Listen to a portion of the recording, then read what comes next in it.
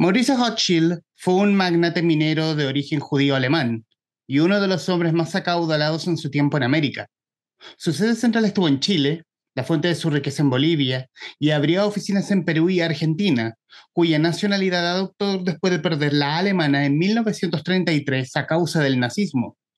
Gracias a él, que movió recursos, y su influencia política, cerca de 20.000 judíos provenientes de Alemania, Austria y Polonia, Checoslovaquia, Hungría e Italia llegaron a Bolivia desde fines de los años 30. Y hoy vamos a hablar de una historia, se podría hablar de épica. A lo mejor todos hemos escuchado hablar de él, pero no sabemos tanto de él. Y referente a lo mismo, nos reunimos para conversar sobre Escape a los Andes, la historia de Mauricio Hochschild, el Schindler de Bolivia, editado en Chile por Penguin Random House bajo su sello Aguilar, y con quien conversaremos hoy con sus autores, los periodistas Robert Brockman y Raúl Peñaranda. Robert, Raúl, muy agradecido de que hayan aceptado esta conversación para con este podcast. Encantados, Humberto, Humberto. Humberto, qué gusto estar a la distancia en contacto contigo. Más bien, por el contrario, gracias.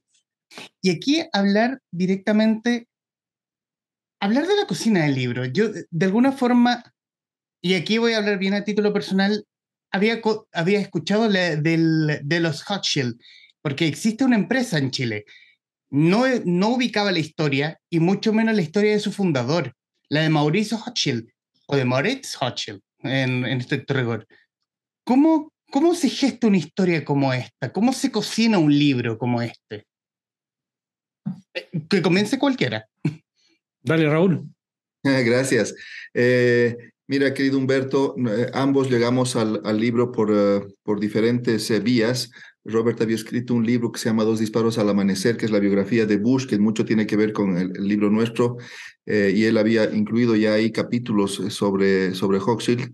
Y yo llego también más por el interés periodístico, hace casi una década ya, han pasado ya tantos años desde que se creó, se inauguró el Archivo Nacional Histórico de la Minería Boliviana, y ambos nos pusimos a trabajar un poco por separado en el tema hasta que, como somos amigos, colegas, estábamos juntos en la universidad, en fin, llegamos a saber que el otro estaba en un proyecto similar y decidimos hacerlo juntos. Me complace que haya sucedido, ha sido un placer trabajar con Robert, y así es como hemos hecho este libro. Desde el momento en que empezamos a recabar la información han pasado 5 años, así realmente un tiempo largo, pero digamos que podríamos decir que los 2 últimos años ya han sido de trabajo mucho más intenso. Al principio era recolectar información, empezar a escribir, pero digamos el último año y medio, 2 años, sí fueron de intenso trabajo de poner el libro. Primero lo que hicimos fue hacer un detallado sumario para saber cómo dividirnos el trabajo, pero luego compartimos muchísima información. Robert conseguía documentos que correspondían a mis capítulos, yo lo mismo, y luego nos enviábamos lo que habíamos escrito, nos editábamos mutuamente, se puede decir así, hasta haber tenido ya el documento final. ¿Robert? Y Humberto, sí, como el tema de los Hochschild que se conocen en Chile no son necesariamente los mismos Hochschild que se conocen en Bolivia, porque la familia Hochschild que hace su fortuna en Bolivia es la de Mauricio Hochschild, una parte de los Hochschild de Mauricio también en Chile, pero sobre todo la familia de Sally Hochschild, del hermano de Mauricio, es la que hace negocios y fortuna en Chile, ¿no? Y hay otros Hochschild en el Perú, que son los descendientes de otro hermano. Y en todo caso el libro también detalla este andar de la familia Hochschild que está salpicada de personajes muy, pero muy talentosos para todo lo que emprenden, ya sea minería, empresas o cuestiones intelectuales, etcétera. ¿No? Entonces, como no es simplemente la biografía de Mauricio Hochschild, sino es un poco una historia más amplia de los Hochschild y también de la cuestión judía y de los prolegómenos del Holocausto propiamente dicho. ¿Y cómo era conocida la figura de Mauricio Hochschild, sobre todo en Bolivia? Más allá de los varones más allá de ser parte de los varones del estaño. Si me permites, Raúl. Mira, la historia de Hochschild está muy ligada a la historia temprana de la primera mitad del siglo XX boliviano. Eh, que es, digamos, la historia de los tres grandes varones del estaño, ¿no? Es decir, los tres grandes varones del estaño que eran Mauricio Hochschild, Patiño y Aramayo, eran los dueños de la economía y de alguna manera eran conocidos como el superestado minero. De hecho, ellos tres eran más poderosos que el Estado propiamente dicho, y es verdad que de cierta manera ellos ponían ministros y cambiaban gobiernos según sus conveniencias. Y una vez que en 1952 se produce la Revolución Nacional Boliviana, esta Revolución Nacional Boliviana tiene que reconstruir una historia, una nueva historia boliviana, que justificar su revolución, ¿no es cierto? Y entonces inventa a estos tres mineros que eran un poco como lo que acabo de decir, pero no eran tan malvados, y se inventa a estos tres mineros como supervillanos, ¿no? Entonces, ha habido generaciones de bolivianos desde 1952 que han crecido con la figura de Hochschild, Aramayo y Patiño como los tres supervillanos, los tres mineros superestado económico y político, etcétera. Y lo que nosotros hemos hecho ha sido descubrir una faceta completamente diferente de un Hochschild que rescata gente y no es exclusivamente el minero opresor, explotador, etcétera, que nos pinta este intento de reescribir la historia boliviana en la segunda mitad del siglo XX. Raúl. Efectivamente, nuestro deseo con Robert era escribir una historia mucho más completa, en tres dimensiones, se puede decir así, con todos los grises que pueda tener un personaje.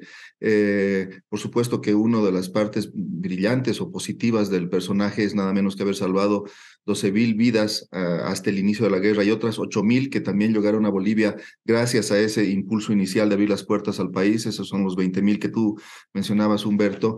Entonces la idea era hacer con toda la gama de grises, pero no es un personaje que solamente era eso. También tenía una relación dificultosa con su hijo, tenía una relación dificultosa con algunos de sus gerentes más cercanos. En general, todo indica que no podía tener relaciones amistosas de largo plazo, al final fracasaban. También hay rasgos de eso que se menciona como explotador, en fin, varias facetas de la vida de Hochschild. Nosotros tampoco queríamos hacer como antes lo destruyeron, ahora nosotros hacer un panegírico, ¿no es cierto? Sino precisamente tratar de mostrar todo lo bueno y lo malo del personaje. Como ha dicho Robert, desde el 52 estos son los tres grandes villanos que hemos tenido en nuestra historia, pero quizás no lo sean tanto. Obviamente todos estos tres grandes empresarios tenían cosas negativas, pero también cosas positivas. Y Hochschild, claramente este tema de haber ayudado a que Bolivia abra las puertas del país para que llegue esta gran cantidad de refugiados, es la parte más importante y a la vez la más desconocida, no solamente a nivel internacional, en Bolivia también. Es algo que no se conocía hasta nuestro libro. Y en el libro menciona que existe esa beta filantrópica de Hochschild, de donación a la Iglesia Católica, pero no se conocía esta empresa, esta empresa de salvar a ciudadanos judíos de la Alemania nazi. ¿Cómo llegan a ese material? ¿Cómo conocen ese otro lado de este varón del estaño? Raúl. Yo sigo entonces, perfecto. Y ahorita le cedo la palabra a Robert. Obtuvimos mucha información, en primer lugar, de este archivo de la minería boliviana que ya he mencionado. Un dirigente sindical minero, Edgar Ramírez, tuvo la iniciativa, después de su larga carrera sindical, de salvar estos papeles. Este era un personaje interesante de nuestra historia más reciente del país, junto con haber sido un duro, férreo dirigente sindical. También le gustaba mucho la historia, los archivos, etcétera, y salva estos papeles posteriores al 52. Y esa fue una de las fuentes de los documentos. Luego hemos podido acceder a documentos de la Joint, que es una entidad judía que tenía mucha importancia en esos años, aún la tiene, pero en esos años financiaba actividades para salvar a los judíos, tratar de sacarlos de Europa, y tenían mucha comunicación con Mauricio, con Hochschild. Y Hochschild y personajes de la Joint intercambian información que la hemos logrado obtener de la Joint, del archivo que tienen en Nueva York. Finalmente, también podríamos decir que yo tuve una beca en Estados Unidos y aproveché de ir al Museo del Holocausto, donde también accedí a una gran cantidad de documentos. Y lo último es que Robert estuvo en contacto con uno que había sido funcionario de Hochschild, que se comunica con Robert, él ya una persona mayor, lamentablemente ya fallecida, y que le ofrece también una gran cantidad de información en un CD, que cuando Robert tiene ocasión de ir a Estados Unidos se la entrega, con mucha información interna de la empresa. Entonces, todas esas fuentes, además de otra bibliografía que está disponible, digamos, para el resto digamos, de los investigadores. Nosotros hemos tenido la suerte de tener esto que es más inusual que otros lo hubieran podido obtener. Y así es como hemos logrado terminar de conformar esta imagen de Hochschild. Disculpas, yo había comenzado a hablar con mi micrófono en mute. Sí, bien dice Raúl, esta serie de fuentes. Hay todavía unos pocos sobrevivientes, viejos empleados de Hochschild que eran muy jóvenes en su época y que me ofrecieron una cantidad muy, muy importante de información que también fue utilizada para este libro, desde luego. Y aquí vale la pena resaltar este rasgo de la personalidad de Hochschild, que él era muy modesto en este tema de prestar ayuda, ¿no? En el libro sí se muestra, por ejemplo, cuando él está en la cárcel y empieza a recibir una serie de pequeños regalos, un torrente de pequeños regalos de galletitas hechas en casa y de calcetines de lana tejidos en casa y cositas así. Y era el retorno que estaba recibiendo por las donaciones que había hecho a los conventos de monjitas y a los pobres, etcétera, etcétera, ¿no? De igual manera, los judíos que son rescatados por Hochschild en Bolivia, aquellos que se enteran que Hochschild había sido su beneficiario, nunca lo ven, ¿no? Es decir, él nunca se muestra como el beneficiario, nunca va a buscar laureles ni agradecimientos ni nada. Y finalmente es como que olvidado en este rol de rescatador de judíos, y es recién en los años, a partir del 2015, 16, que aparece este rol con el descubrimiento, como ha mencionado Raúl, el descubrimiento, no, la inauguración del Museo Histórico de la Minería Boliviana, donde aparecen estos papeles. Pero también es justo mencionar una novela de ficción que fue escrita por la escritora Verónica Ormachea, donde es una novela de ficción donde lo muestran a Hochschild como rescatador de judíos. Si bien es de ficción y tiene todas las características de una novela de ficción, es la primera que muestra a Hochschild en ese rol, y es la primera vez también donde se acuña el término el Schindler de Bolivia. Así que todas estas cosas confluyen en el año en el 2017 aproximadamente, junto con mi libro Dos disparos al amanecer, y ahí es donde yo entro en contacto con este grupo de viejos empleados de Hochschild, y luego mi propio torrente de información confluye con el de Raúl, y pues todo eso termina siendo como resultado el libro Escape a los Andes. Resulta interesante de que este es un descubrimiento, esta otra beta de Mauricio Hochschild es un descubrimiento reciente. Así es. Exactamente, es reciente. Nosotros hemos estado en comunicación con Adam Hochschild, que es un sobrino de Mauricio.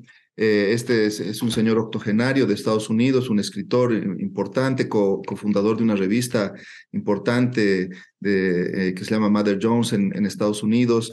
Es un académico importante. Y Adam Hochschild es hijo y nieto de otros Hochschild de Estados Unidos, parientes de Mauricio, que también fueron importantes mineros en Estados Unidos, pero su padre, que era primo de Mauricio, nunca supo de esto. O sea que Mauricio tampoco le contaba, por lo visto, ni siquiera sus primos que estaba haciendo esto. Y eso explica por qué sea una historia desconocida. Que esta parquedad de Mauricio de contar lo que estaba haciendo, ni siquiera a su círculo más cercano. Robert ya ha dicho, muchos de los judíos, nosotros hemos estado en contacto con la comunidad judía, obviamente muy estrecho en estos últimos años. Lamentablemente, varias de esas personas han fallecido, eran personas ya muy mayores, qué pena, no han alcanzado a ver nuestro libro, pero muchos de ellos nos decían que no habían escuchado la palabra Hochschild en esos años. Incluso una señora que acaba de fallecer y que recibió un dinero para que su padre pudiera hacer una sastrería, que se convirtió en una sastrería importante de La Paz en los años 40, recibió una donación y un préstamo de una entidad que creó Mauricio, que es Sopro, pero no sabían que era él, realmente no sabían que él estaba detrás. A ese grado era, digamos, esa, no sé si llamar modestia de Hochschild de contar su historia.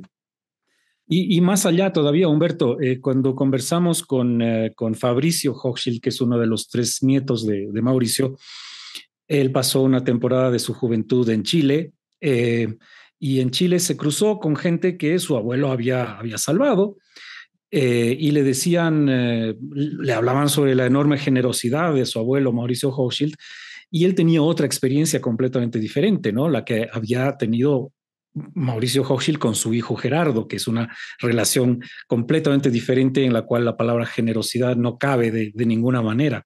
Entonces, para Fabricio Hochschild, nuestro libro y nuestros descubrimientos fueron también una revelación para su propia familia más directa, ¿me entiendes? Entonces, ese es el grado no te diré de hermetismo, pero de modestia o de, si se quiere, hasta incluso de indiferencia para con ese su propio rasgo de generosidad. Generosidad hacia afuera, digamos, para el gran público, pero dentro de su familia y dentro de su círculo era muy diferente. Hablemos de la personalidad de Mauricio Hochschild. En ciertos puntos del libro hablan de este hombre sencillo, a pesar de ser un portentoso empresario minero en Bolivia, pero también un tipo que sabía, ahora no, se me escapa la cantidad de chistes en diferentes 2000, idiomas, 2000 chistes. 2000 chistes, y sobre todo esa capacidad del, si si un subalterno no lograba un acuerdo con otra persona, él mismo hacía los arreglos, como yo hablo con él, no te preocupes, y de alguna forma daba con ese punto, daba con lo que buscaba. Exactamente. Seguro que Hochschild ha tenido que tener una personalidad, como se suele decir, magnética. Tenía una persona aparentemente expansiva, que podía contar estos 2000 chistes en los 4 idiomas que hablaba, que podía resolver, dejen que yo hable con él y los convencía.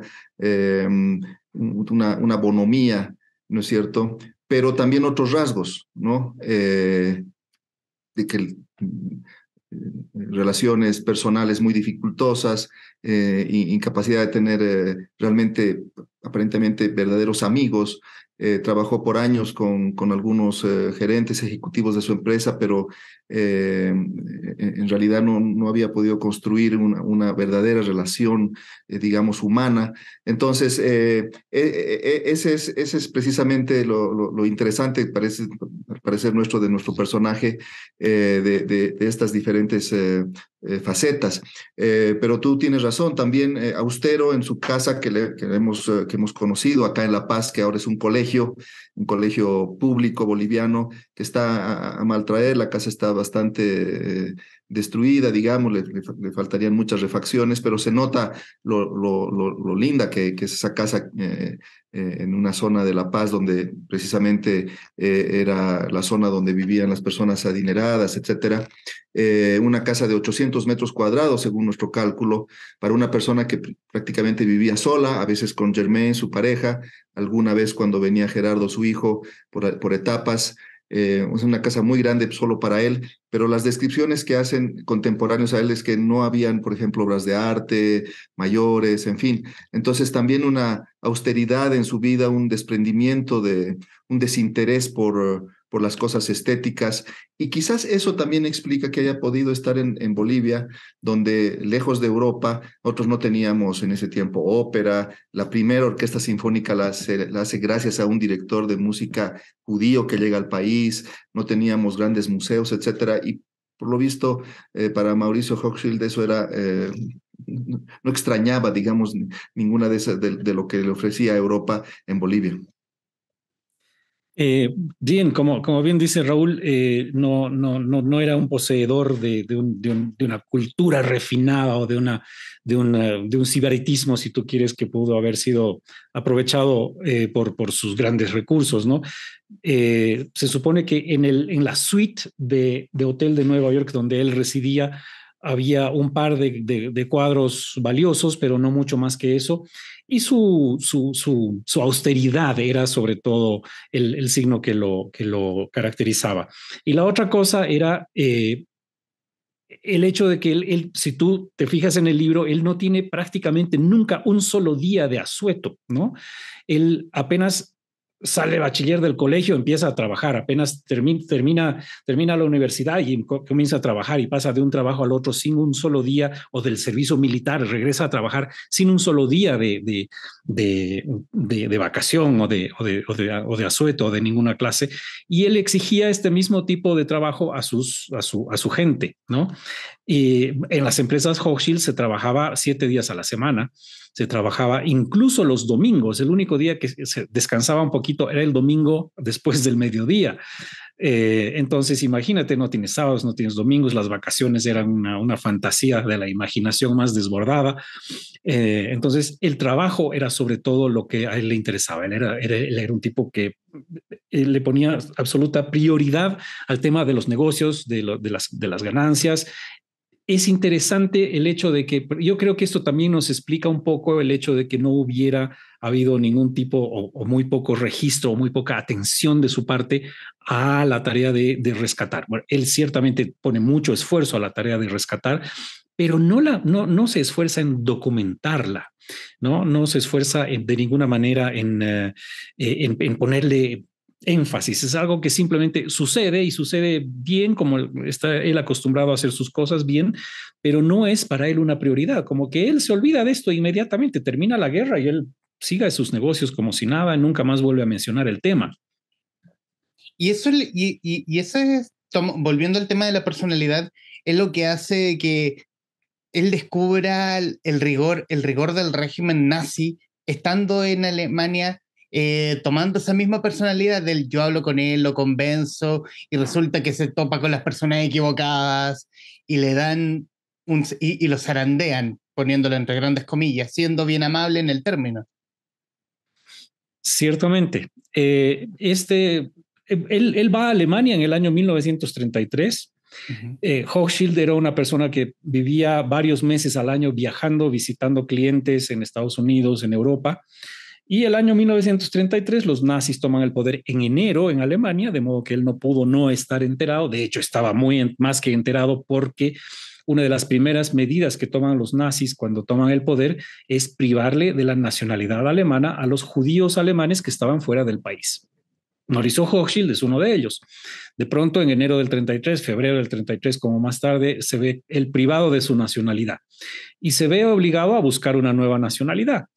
Él podría haber tomado la nacionalidad chilena o boliviana porque tenía su sede en Chile y tenía la fuente de su fortuna en Bolivia, era donde más tiempo residía, pero por algún motivo que Raúl y yo no hemos podido detectar y no está registrada en ninguna parte, él adopta la nacionalidad argentina. Nosotros creemos que es porque el pasaporte argentino es un pasaporte poderoso, ¿no?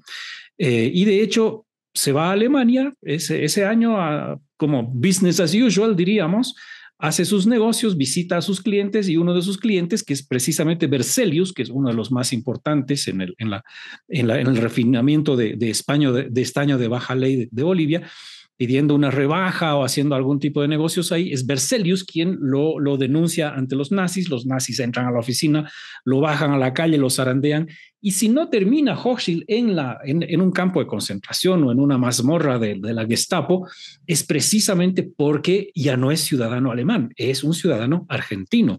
Eso hubiera sido un problema, ¿no? Entonces es interesante y es una paradoja como el hecho de que le privan de nacionalidad alemana es lo que lo salva, de hecho. Y un dato adicional al que menciona Robert, que es interesante todo lo que estamos hablando, Humberto, cuando tú hablas de la personalidad de Hochschild, Hochschild era el segundo hombre más rico de Bolivia, uno de los más ricos de las Américas, pero no se le conoce, no era un mujeriego, ¿no? Siempre tenemos la idea de un gran empresario que va a estar rodeado de mujeres más jóvenes, etcétera. No es así.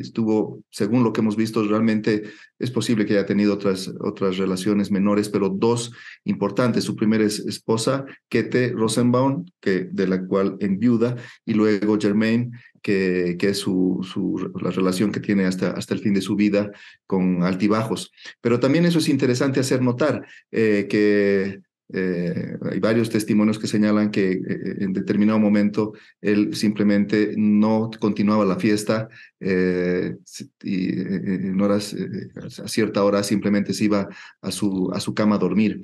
Entonces, todo esto nos da un personaje interesante, a veces, digamos, inesperado, en que ayudó a tantos, pero no quiso hablar de eso.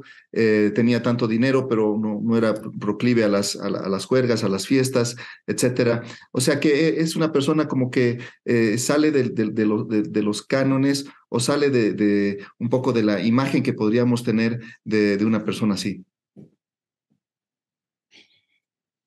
Estamos hablando con los periodistas Raúl Peñaranda y Robert Brockman, autores de Escape a los Andes, la historia de Mauricio Hochschild, el Schindler de Bolivia, editado por Aguilar. Quiero salirnos solamente un poco de la historia y ir al camino editorial. ¿Cómo, ¿Cómo es el acercamiento con Penguin Random House? ¿O ellos se acercan a ustedes? No, Humberto, nosotros a través de como una amiga, es Odette Mañé, que estuvo en Bolivia como diplomática, ya es autora de una muy buena novela que se llama Arenas Negras y que publicó con Aguilar y por lo tanto, con Penguin. Y ella nos hizo el contacto con Aguilar en Chile. Y fue muy rápida el interés. Nosotros le mandamos un proyecto y a la editorial les pareció interesante. Nos pidieron 2 capítulos de muestra que enviamos, y muy rápidamente firmamos el contrato. Afortunadamente vimos las puertas abiertas, el libro era de su interés, y luego hemos obtenido mucha colaboración de parte de la editorial. Ha sido realmente afortunada nuestra relación con ellos. El otro día mantuvimos una llamada con Daniel Olave, que es el editor, y nos dijo que cree él que somos los 2 primeros bolivianos en haber hecho un libro con la Penguin y con Aguilar. Habría que confirmar el dato, porque obviamente pueden haber más, pero ha sido algo para nosotros afortunadamente fácil. Como digo, desde el primer mail que mandamos hemos recibido de parte de la editorial y de Melanie Josh, que es la encargada general en Chile de Penguin, mucha ayuda, apertura, interés en el libro, deseo de promoverlo. Así que por eso, desde ese punto de vista, estamos realmente muy contentos, Robert y yo. Sí, Humberto, yo solo quiero subrayar mi agradecimiento para Odette por haber sido el eslabón clave en haber logrado esto, a Melanie Josh y a Daniel Olave. Muchísimas gracias a ellos tres. Y volviendo al libro, y volviendo a los inicios, porque hay una detallada historiografía de la persecución judía, y tomando el ejemplo de Biblis, del pueblo natal de los Hochschild, de los antepasados de Mauricio o de Moritz. De alguna forma, por qué tomarlo en el fondo, desde el principio de todo? Si me permites, Sí, Robert, dale. claro, Y sin duda, Robert, después tú vas a apoyarme en esta respuesta, pero la idea nuestra era dejar en claro que esto no es un fenómeno reciente, ¿no? No es un fenómeno del siglo XX como a veces se suele pensar, ¿no? Eh, que el nazismo es el que persiguió a los judíos. Lamentablemente no es así. Esto tiene lamentablemente siglos. Esta idea de que fueron los judíos los que provocaron la muerte de Cristo está en el origen del cristianismo y un poco en el origen también de lo que Occidente cree de los judíos, pese a que el judaísmo es parte integrante de lo que consideramos Occidente, la filosofía y la vivencia occidental, ¿no? Pero para mencionar que en 1300, alrededor de 1300, hasta la iglesia los obliga a tener un brazalete. O sea, ahí empezaron los brazaletes para identificarlos, ¿no? Hace 7 siglos. O sea, no es lamentablemente un fenómeno reciente y eso es lo que nosotros queríamos también dar a conocer. Yo creo que eso también le daba un poco de profundidad, densidad al libro y también perspectiva histórica. Podríamos haber evitado eso, pero creo que esas páginas de ese capítulo un poco ponen ese contexto que es importante. Sí, Humberto, no, ni Raúl ni yo somos judíos, ¿no? Por lo tanto, no somos perfectos. eh, y es un tema absolutamente interesante desde todo punto de vista.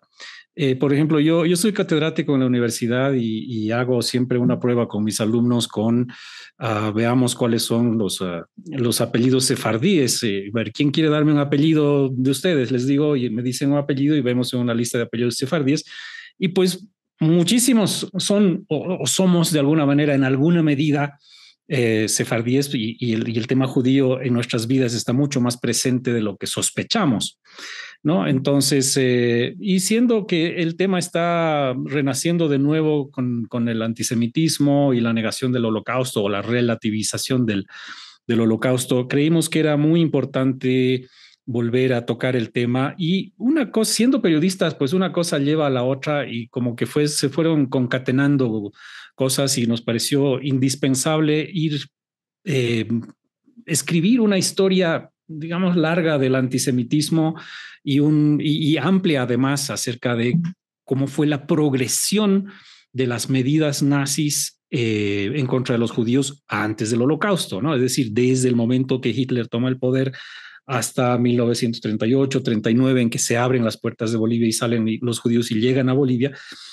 Son una serie de medidas, creo que muy ilustrativas y que te hacen pensar que, caramba, si esto era antes del Holocausto, si los nazis estaban dispuestos a hacer todo esto antes del Holocausto, imagínate lo que eran los nazis ya en modo asesinato masivo, ¿no? Industrial.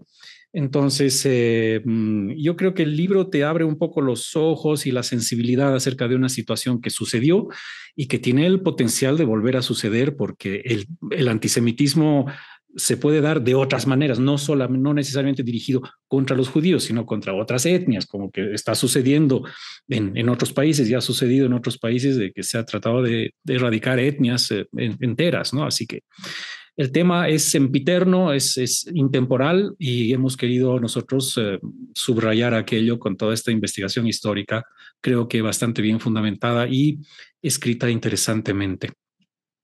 ¿Qué, qué hace que Mauricio Hochschild sea un personaje sugerente, cautivante para ustedes como académicos, periodistas, historiadores?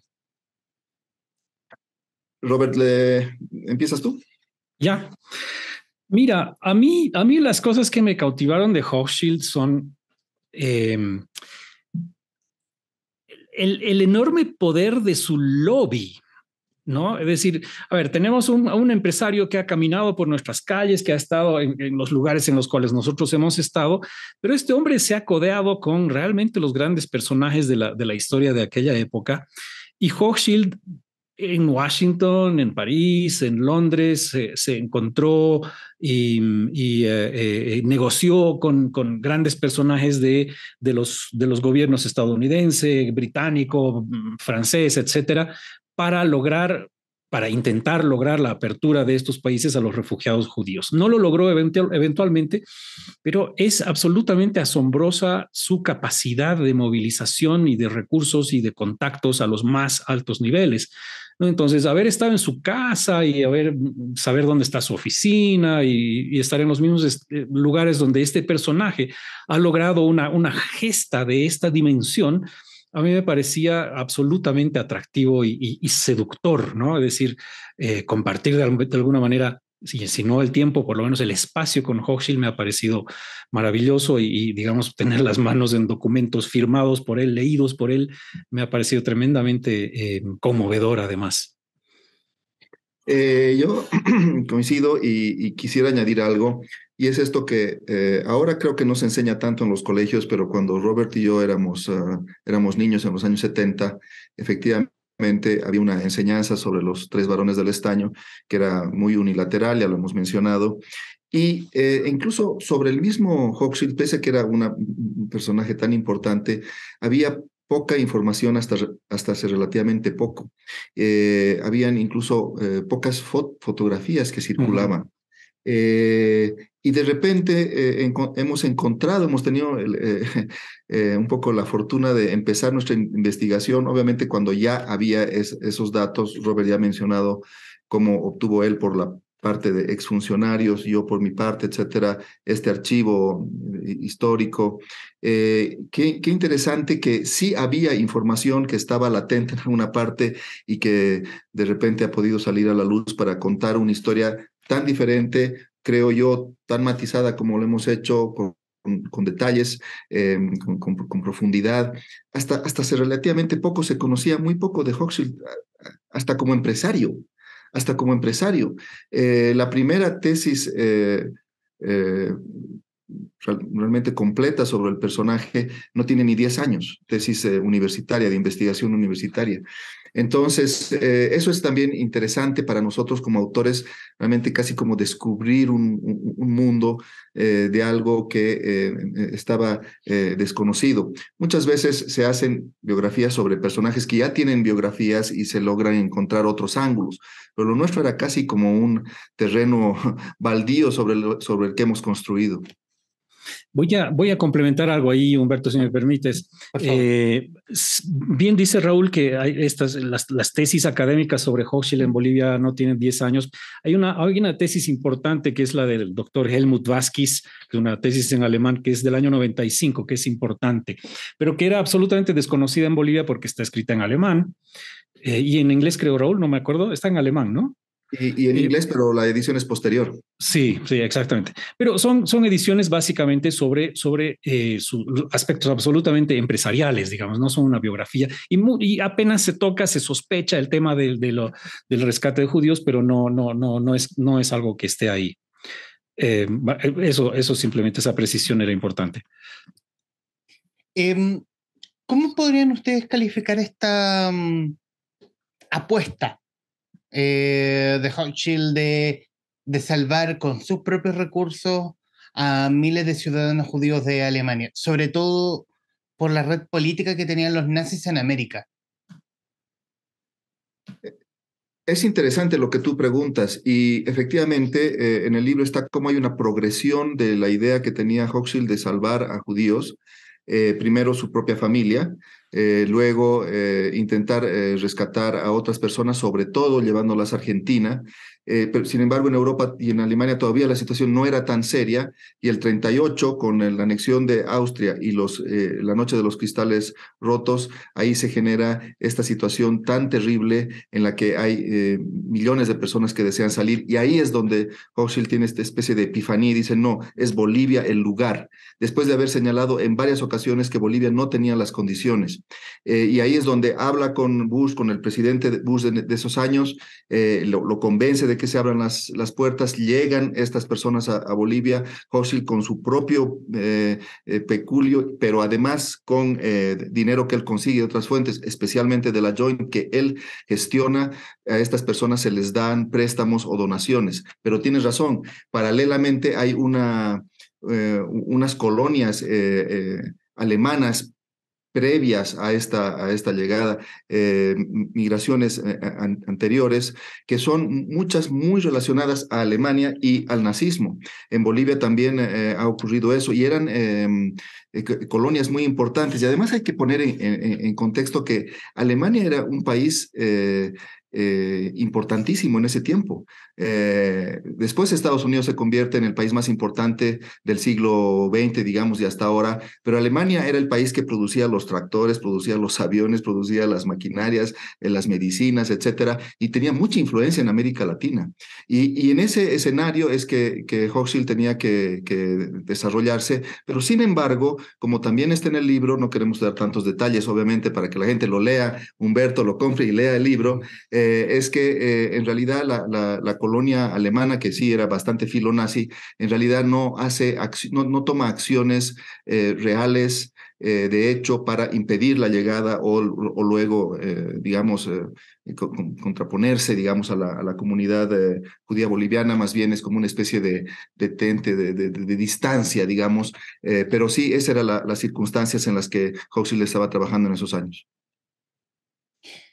Hay una de las razones de las que Hochschild no toma a Bolivia como un punto fijo para la llegada de judíos. Bueno, menciona muchas razones, pero una también esto ya es posterior a la guerra del Chaco, donde Bolivia sale derrotada en contra de esta guerra que tenía con Paraguay. Bueno, cuando los nazis toman el poder en enero del 33, Bolivia está en plena guerra del Chaco, ¿no? La guerra del Chaco es del 33, perdón, del 32 al 35. Uh-huh.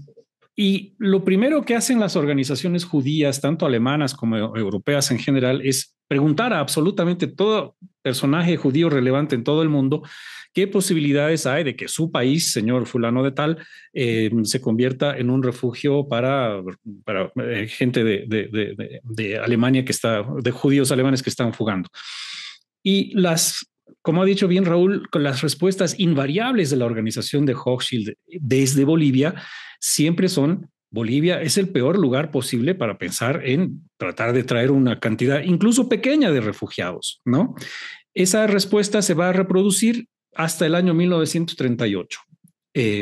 Hasta ese año, Hochschild va a hacer esfuerzos seriosísimos para tratar de hacer que los grandes países como Estados Unidos, Gran Bretaña, abran sus puertas, suban sus cuotas de inmigración sin éxito.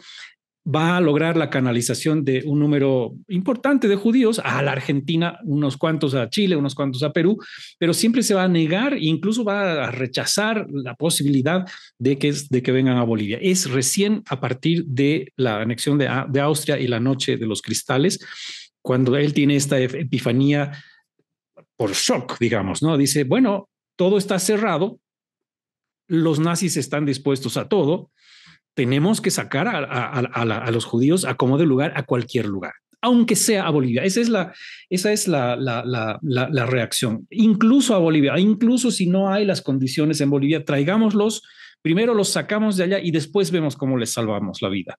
Entonces, esa es la progresión mental del rescate. Y va a tener otro paso posterior cuando Hochschild se va a convertir en un activista antinazi feroz, ¿no? Y va a convertirse en un operador importante para la obtención de recursos naturales para los aliados en la guerra contra los nazis, que le va a costar muy caro a él personalmente.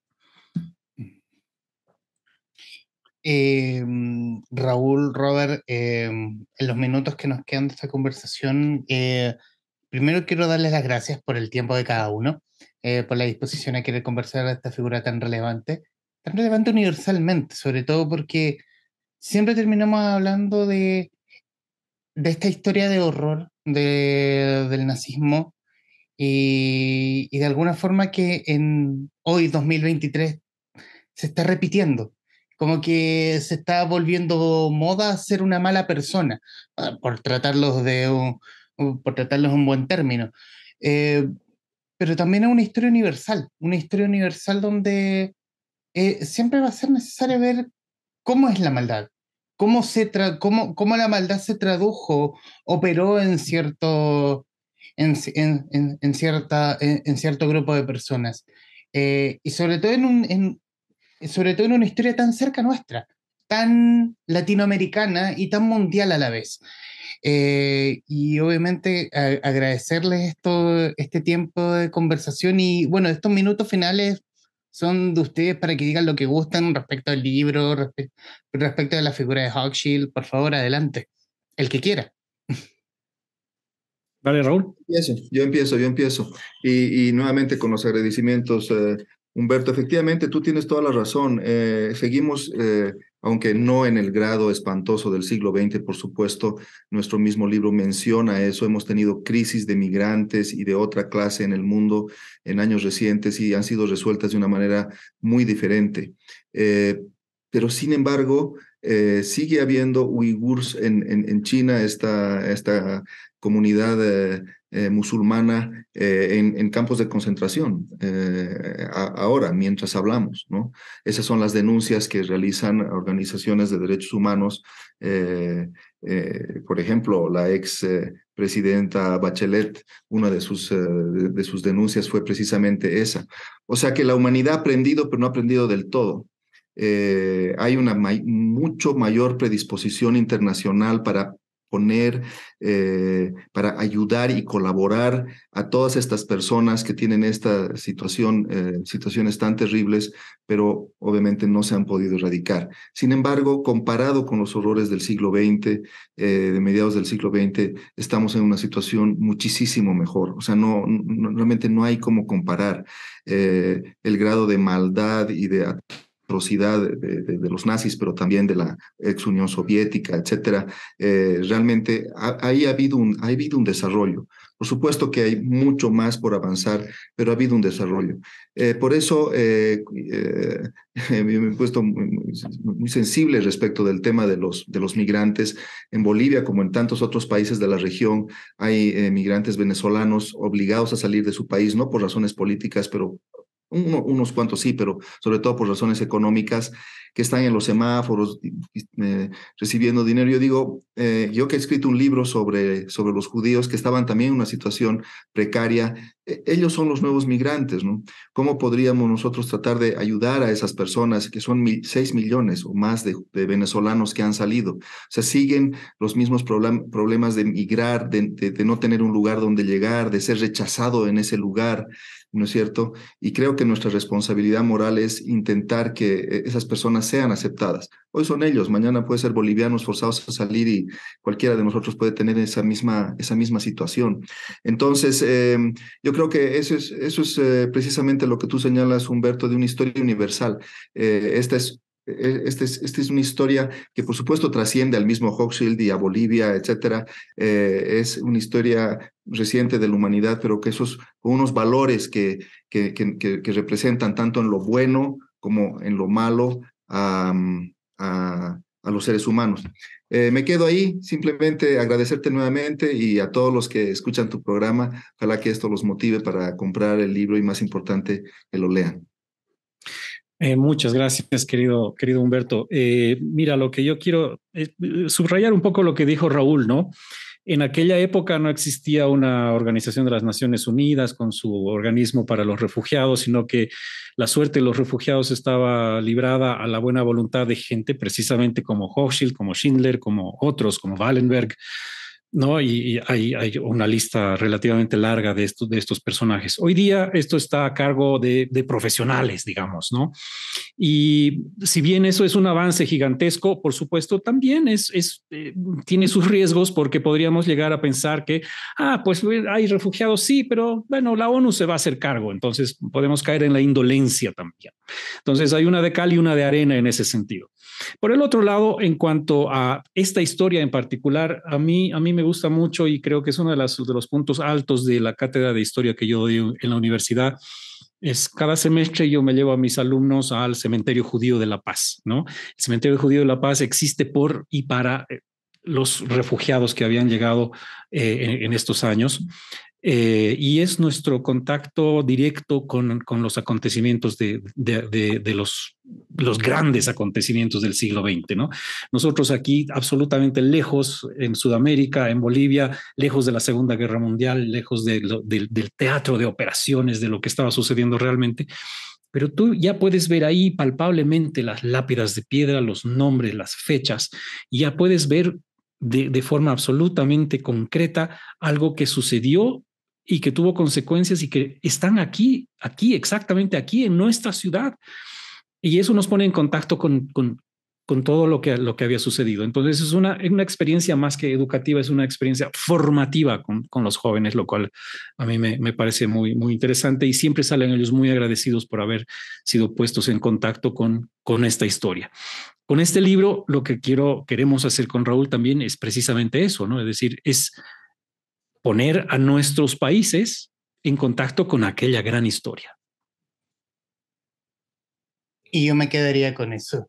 Raúl Peñaranda y Robert Brockman, autores de Escape a los Andes, la desconocida historia del Schindler de Bolivia que salvó de morir en el holocausto a miles de refugiados judíos, editado en Chile por el sello Aguilar de Penguin Random House. Robert, Raúl, muchísimas gracias. Un gusto, querido Humberto. Muchas gracias. Y a quienes nos están viendo, gracias por estar ahí. Adiós.